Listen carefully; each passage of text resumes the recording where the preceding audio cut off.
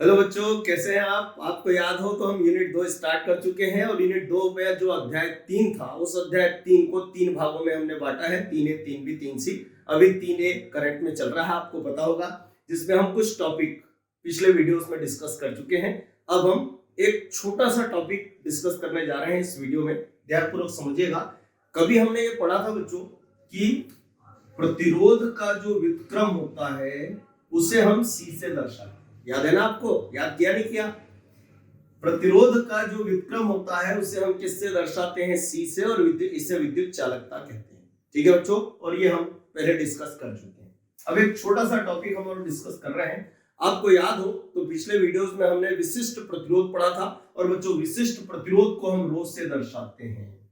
आपको याद है इसका मात्रक और विभव सूत्र क्या होता है? तो बच्चों इसका मात्रक हमने पढ़ा था, ओम इंटू मीटर होता है, और इसका जो विभव सूत्र होता है वो होता है जो m l की घात 3 t की घात -3 a की घात -2। याद है? ये इसका विभव सूत्र होता है। ठीक है, तो हम आज एक नया टॉपिक, छोटा सा टॉपिक देखने जा रहे हैं इस वीडियो में, और वो है विशिष्ट चालकता या चालकत्व। विशिष्ट चालकता या चालकत्व। अब ये क्या होता है देखते हैं, ध्यान से देखिएगा बच्चों।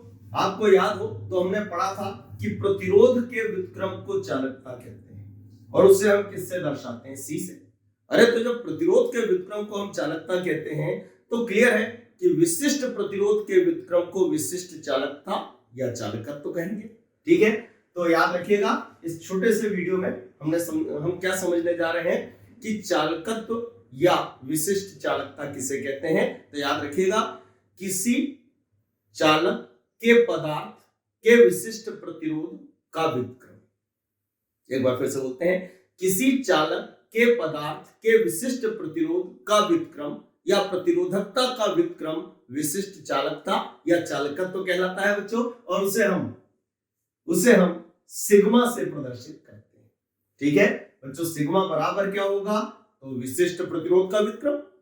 अब विशिष्ट प्रतिरोध को किससे दर्शाते हैं? रो से। व्युत्क्रम क्या होगा? तो 1/रो, और ये इसकी परिभाषा होती है। अब हम देखने जा रहे हैं कि इसका मात्रक और विभव सूत्र क्या होना चाहिए बच्चों। तो ध्यान से देखिएगा कि जब हमने रो को पलट दिया तो सिग्मा बना। तो क्लियर है कि यदि हम रो के मात्रक को पलट दें तो सिग्मा का मात्रक बनना चाहिए, और यदि रो के विभव सूत्र को पलट दें तो सिग्मा का विभव सूत्र बनना चाहिए। ठीक है, अब देखते हैं ध्यान से बच्चों। रो का मात्रक अभी थोड़ी देर पहले मैंने आपको बताया ओम इंटू मीटर होता है, बराबर है। अब 1 के बटे में हमने रो की जगह रो का मात्रक रखा, इसको उठा के कहां ले जाएं? ऊपर। तो फिर घातों के चिन्ह बदलेंगे भाई, तो ये हो जाएगा ओम की घात -1 मीटर की घात -1, और आप जानते हैं घात -1 को इनवर्स बोलते हैं, तो इसे पढ़ेंगे ओम इनवर्स मीटर इनवर्स। और ये बच्चों विशिष्ट चालकता या चालकत्व का मात्रक होता है। अब हम देखने जा रहे हैं इसका विभव सूत्र क्या होना चाहिए। तो ध्यानपूर्वक समझिएगा, ये क्या लिखा है? रो। हमने पढ़ा था अभी थोड़ी देर पहले, समझा कि रो का विभव सूत्र m l की घात 3 t की घात -3 a की घात -2 होता है।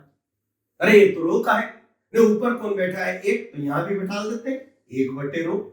लेकिन आप जानते हैं बच्चों कि विभव सूत्र कभी भी बटे में नहीं होते हैं, ऐसा हमने 11th में पढ़ा है। तो डेफिनेटली इन सबको उठा के कहां ले जाना पड़ेगा? ऊपर। और ऊपर ले जाएंगे तो क्या होगा? तो घातों के चिन्ह बदल जाएंगे। बच्चों ये m अकेला है, इसके ऊपर कोई घात नहीं है, हम एक मान सकते हैं ये हमारा अधिकार है। ठीक है, अब इनको उठा के कहां ले जाए? ऊपर। तो घातों के चिन्ह बदलेंगे, ये दोनों घातें प्लस की माइनस की हो जाएंगी, ये दोनों माइनस की प्लस की हो जाएंगी। तो विभव सूत्र क्या बनेगा? m की घात -1 l की घात -3 t की घात 3 a की घात 2, और ये बच्चों इसका होता है विभव सूत्र। ठीक है, तो आज के वीडियो में हम इतना ही रखते हैं, अगला टॉपिक अगले वीडियो में देखेंगे।